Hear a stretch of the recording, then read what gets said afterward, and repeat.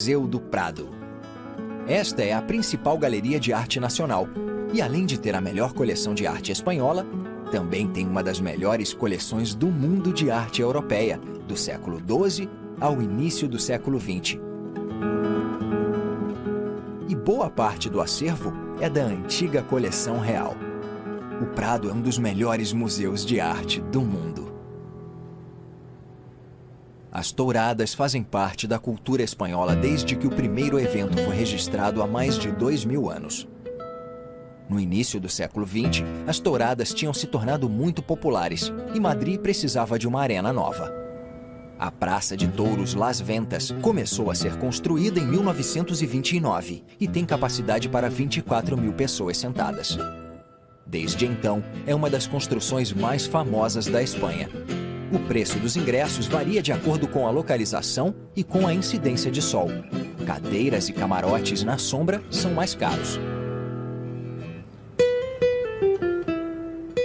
A arena também cedia outros eventos, de shows de rock a partidas de tênis. E, em algumas ocasiões, Las Ventas se transforma num teatro a céu aberto. Mas para muitos habitantes, esta é a construção mais importante da Espanha e até da Europa: o Estádio Santiago Bernabéu. Ele é a sede do Real Madrid desde que foi construído em 1947 e é um dos estádios de futebol mais famosos do mundo. Sediou a final da Liga dos Campeões 4 vezes e a final da Copa do Mundo de 1982. De 2001 a 2006, o Estádio Santiago Bernabéu foi modernizado e passou a ter mais de 80 mil lugares. Em 2017, foi anunciado um plano para a construção de um teto retrátil. A viagem deixa Madrid e segue para a região de Castela e Leão e para Ávila, que foi considerada a cidade espanhola com mais cara de século XVI. Ela é mais conhecida por causa das muralhas monumentais, construídas entre os séculos XI e XIV. Ao longo do perímetro de 2.500 metros, existem 8 portas fortificadas e 88 torres de vigia. As muralhas têm 3 metros de largura e cerca de 12 metros de altura. É um dos bastiões medievais mais bem preservados da Espanha. As muralhas guardam várias igrejas e palácios renascentistas que ilustram a riqueza gerada pelo comércio têxtil. O maior prédio da cidade é a Catedral Gótica feita de granito cor cinza-chumbo. Dizem que a construção começou em 1107, mas outros historiadores acreditam que a obra foi iniciada um século depois. Seja qual for a data, ela continua sendo uma das catedrais góticas mais antigas da Espanha. Era para ser uma fortaleza catedral, pois a absíde oriental faz parte das muralhas e é uma das torres de vigia. Foi construída em granito calenho, uma linda pedra vermelha e branca. Ávila é chamada de Cidade dos Santos e das Pedras e é um exemplo incrível de cidade fortificada da Idade Média. Por causa disso, foi declarada Patrimônio Mundial da Unesco em 1985.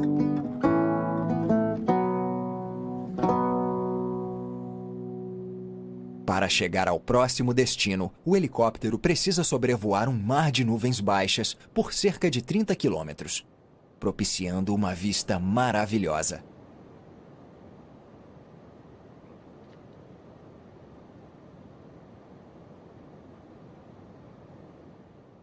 As nuvens se dissipam e o helicóptero pode descer até a cidade de Coca, que tem um castelo magnífico.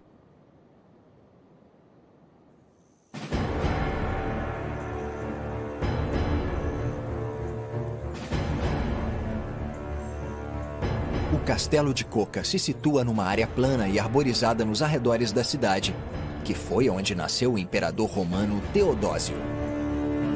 O castelo foi construído no século XV por Alonso de Fonseca, arcebispo de Sevilha. Ele é composto por 2 muralhas quadradas separadas por um corredor. Também tem uma torre em cada canto e um pátio no meio.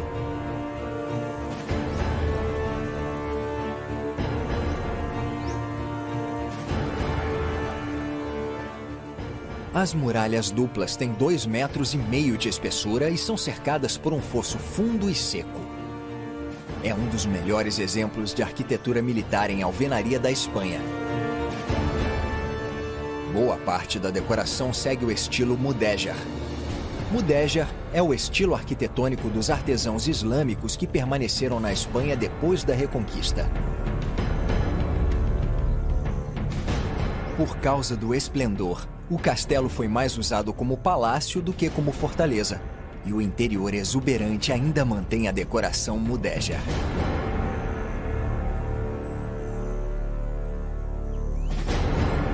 O castelo foi restaurado várias vezes. Ele foi muito danificado durante a invasão napoleônica no início do século XIX. O castelo é propriedade particular e uma parte dele agora funciona como escola de capacitação florestal. As magníficas muralhas estão abertas ao público e outras áreas do castelo podem ser conhecidas com visitas guiadas. –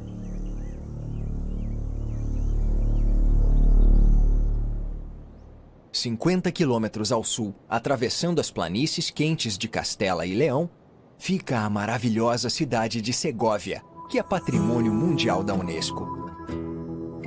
Antes de Madrid se tornar capital da Espanha, esta era uma das cidades mais importantes do país. Já existia um povoado aqui há mais de 2.500 anos. Em 80 a.C., a cidade foi tomada pelos romanos. No século VIII, foi a vez dos mouros dominarem Segóvia, até ela ser reconquistada pelos cristãos em 1079. No período medieval, a cidade era um importante centro de comércio de lã e produtos têxteis e atraiu riqueza suficiente para financiar várias construções maravilhosas. Talvez a estrutura mais impressionante seja o Aqueduto Romano, que é bem mais antigo. É um dos melhores exemplares ainda de pé e um legado espetacular do Império Romano na Espanha. Ele é composto por 166 arcos que se estendem por mais de 17 quilômetros. A construção não leva argamassa. Conta apenas com as forças naturais. O aqueduto levava água para a cidade e continuou fazendo isso durante cerca de 2.000 anos até meados do século XIX, quando a poluição da água começou a erodir as pedras.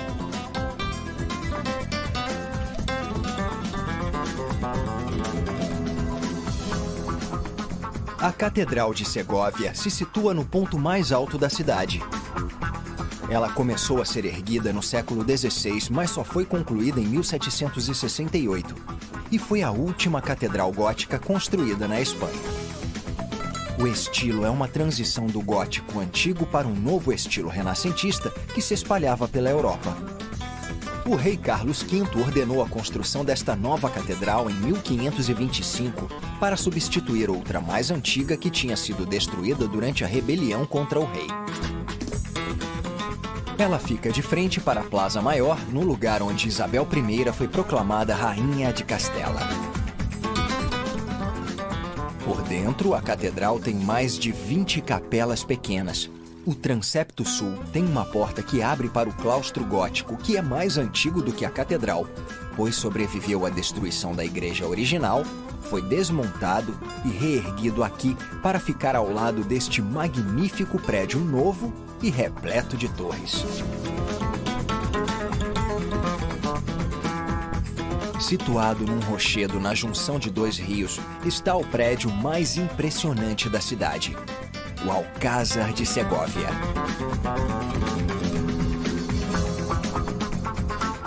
O primeiro registro oficial da fortaleza data de textos cristãos do século XII. A palavra Alcázar se refere a um tipo de castelo mouro construído durante o domínio muçulmano na Espanha, mas o termo continuou sendo usado depois da Reconquista.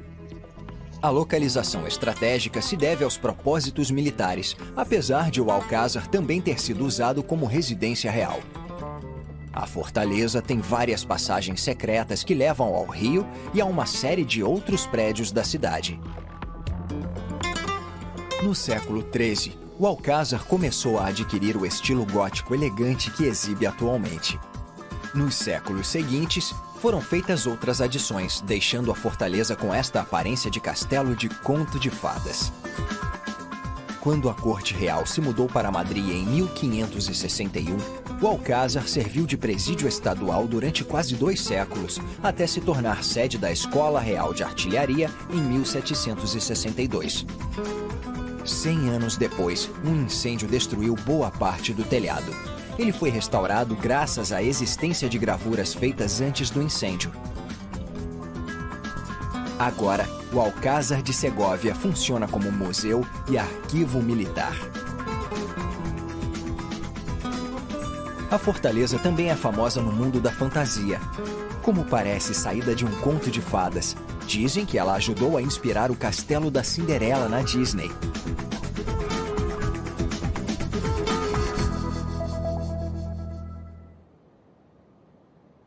O destino final fica a cerca de 12 quilômetros ao sul, no sopé da Serra de Guadarrama. Trata-se de um dos tesouros mais opulentos da Espanha, o Palácio Real de La Granja de San Ildefonso, mais conhecido como La Granja. Em 1719, o rei da Espanha, Felipe V, comprou a propriedade para construir um palácio novo, pois o dele havia pegado fogo.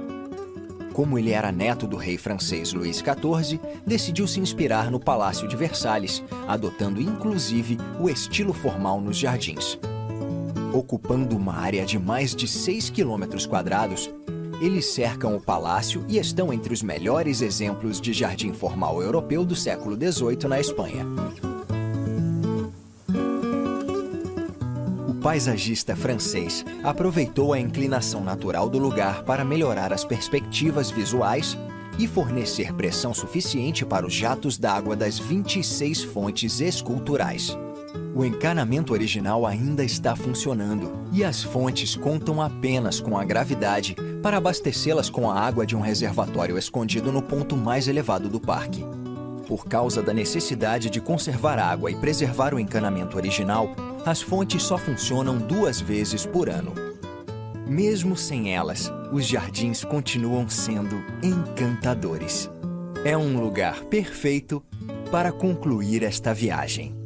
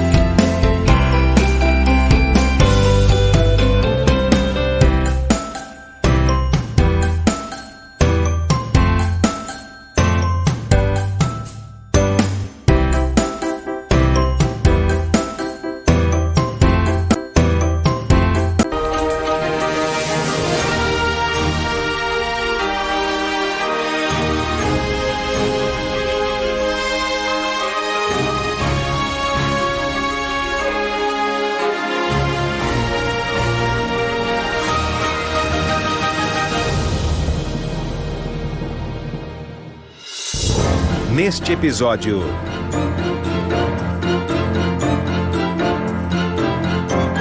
Itália.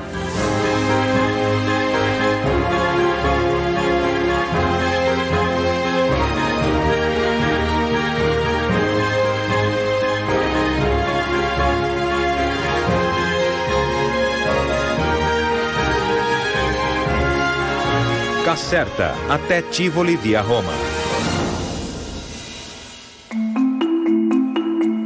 Nossa viagem começa na província de Caserta, onde veremos um palácio comparável ao de Versalhes e que continuou a tradição italiana de jardins aquáticos majestosos.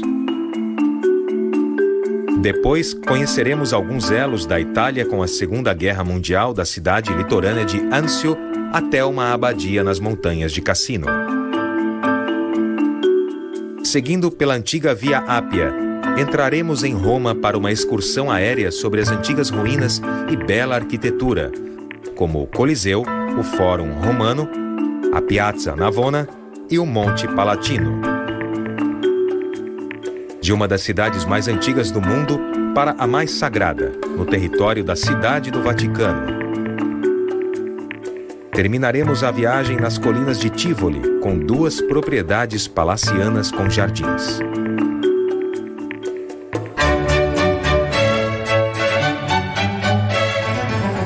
Nossa excursão até o suntuoso Palácio de Caserta, construído sob ordem de Carlos III em meados do século XVIII, começa nos jardins de 4 quilômetros de extensão que se estende até a encosta. O parque foi projetado pelo arquiteto de Caserta, Luigi Vanvitelli, e finalizado por seu filho, Carlo, em 1780. Com um sistema de elementos aquáticos barrocos, o destaque é a fonte de Eolo, com um caminho que percorre todos os 120 hectares da propriedade.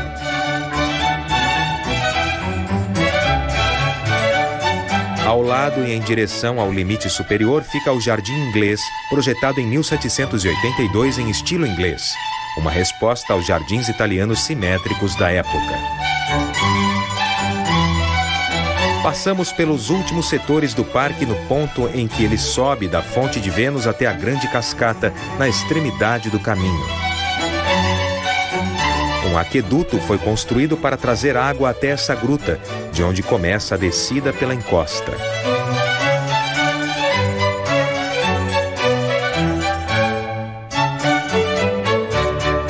O aqueduto tem 38 quilômetros de extensão e passa por 5 montanhas, garantindo o funcionamento das cascatas e outros elementos.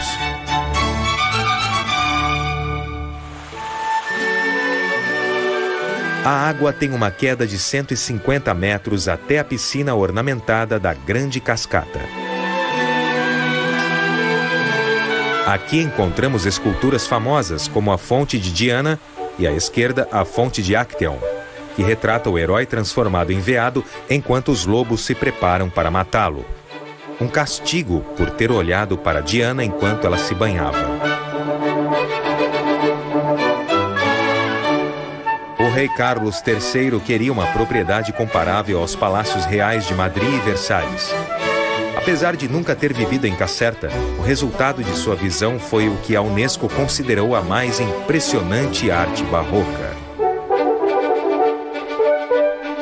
Caserta fornecia residência para o rei, a corte e o governo. O palácio de 1.200 cômodos é retangular, com 4 pátios internos, ocupando uma área de 3.800 metros quadrados. Seguimos para o norte